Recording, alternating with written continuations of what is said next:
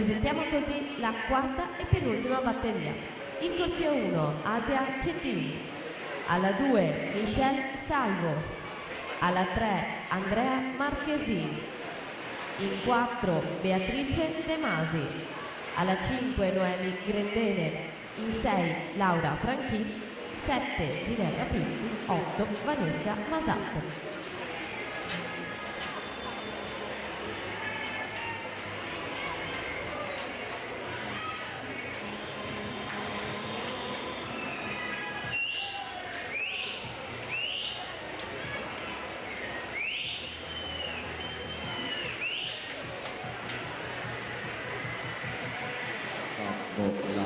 Serena De Masi, corsia 4, 1.482 per vincere la terza batteria e andare al comando della classifica. Fede Quadrelli seconda, 1.5 e 68.